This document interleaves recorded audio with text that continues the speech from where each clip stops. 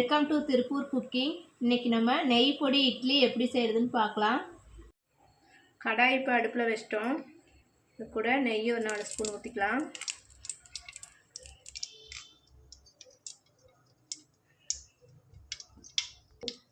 நெய் இப்போ சூடாயிடுச்சு. இது கூட கடுகு 1 ஸ்பூன் போட்டுக்கலாம்.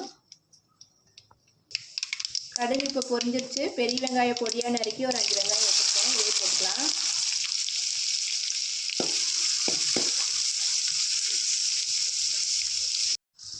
வெங்காயம் வணங்கிட்டுருக்கு. இது கூட வரமிளகாய் 2 போட்டுக்கலாம். கருவேப்பிலை சேர்த்து போட்டு இதையும் வணக்கிக்கலாம். இப்போ இட்லியை நம்ம பொடி பொடியாக கட் பண்ணிக்கலாம். எவ்வளோ பெருசு வேணுமோ நம்ம அந்த சைஸ் கட் பண்ணிக்கலாம்.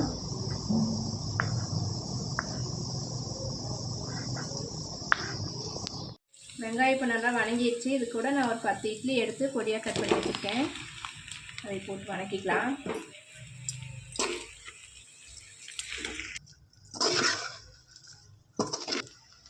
இது கூட நம்ம இட்லி பொடி இருக்குது, அதை போட்டுக்கலாம். போட்டு நல்லா கிளறி விட்டுக்கலாம்.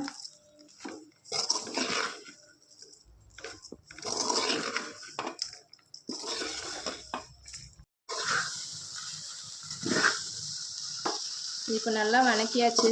இது மேலே இன்னும் கொஞ்சம் நெய் ஊற்றிக்கலாம். கொஞ்சம் டேஸ்ட் நல்லாயிருக்கும். கூட 1 ஸ்பூன் அளவு நெய் ஊற்றிக்கலாம். மல்லித்தலை பொடியாக கட் பண்ணி வச்சுக்கிறோம், அதையும் போட்டுக்கலாம். இது எல்லாத்தையும் போட்டு ஒரு கலர் கறிக்கலாம்.